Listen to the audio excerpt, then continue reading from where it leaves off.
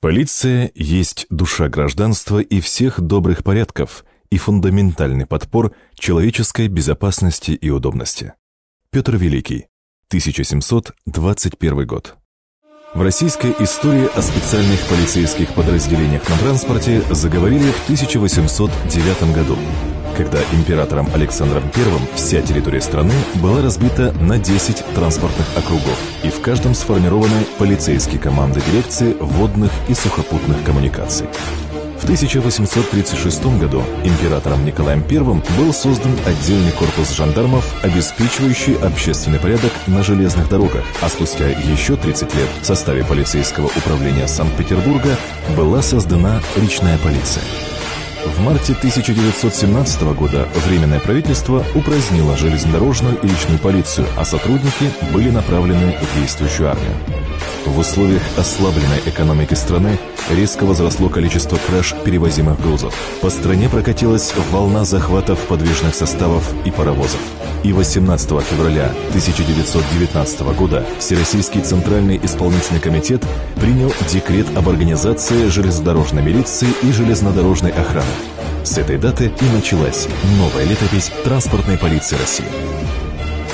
В обязанности транспортной милиции молодой Советской России входили охрана общественного порядка на вокзалах и пристанях, контроль за правильностью продажи билетов в кассах, розыск пропавших вещей, контроль за соблюдением правил проезда.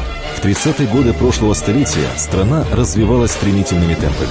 Строительство новых городов, плотин, каналов требовало развития морских, речных и железнодорожных путей сообщения, в том числе и на Дальнем Востоке. И в 1937 году был создан отдел транспортной милиции с дислокацией в городе Хабаровске.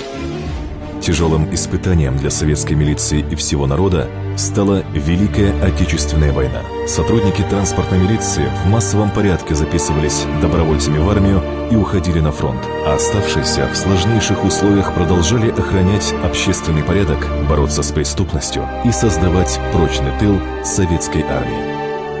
В послевоенные годы зона оперативного обслуживания транспортной милиции России значительно расширилась. Со временем создавались новые линейные подразделения на железнодорожном, воздушном, морском и речном транспорте. Появилась специализированная и свойственная только транспортной милиции подразделение по борьбе с преступными посягательствами на грузы. Сегодня свыше 40 тысяч сотрудников транспортной полиции России обеспечивают охрану общественного порядка на 17 железных дорогах протяженностью 90 тысяч километров, свыше 1000 вокзалов и 5000 станций входят в их зону обслуживания. Ежедневно стражи порядка встречают и провожают тысячи самолетов. В их ведении находятся сотни аэропортов, речных и морских гаваней. Главными задачами органов правопорядка на транспорте продолжают оставаться борьба с преступностью и террористической угрозой, обеспечение безопасности пассажирских и грузовых перевозок, борьба с браконьерством, противодействие коррупции и профилактика травматизма на объектах транспортной инфраструктуры. Благодаря профилактической работе снижено количество совершенных преступлений имущественного характера в поездах и вокзальных комплексах. Профилактические мероприятия, социальные акции, помощь нуждающимся детям и шефство над семьями, попавшими в трудную жизненную ситуацию – все эти мероприятия направлены на предупреждение транспортного травматизма и преступлений среди несовершеннолетних. Сотни раскрытых преступлений, связанных с незаконным оборотом оружия, наркотиков и алкогольной продукции, раскрытые кражи личного имущества и грузов, выявленные преступления экономической и коррупционной направленности – это лишь часть работы сотрудников транспортной полиции. Сохраняя и приумножая славные традиции, заложенные в советской милиции, сегодняшние стражи транспортных магистралей плечом к плечу стоят на страже законности и правопорядка, кропотливым трудом заслужив признание и благодарность жителей России.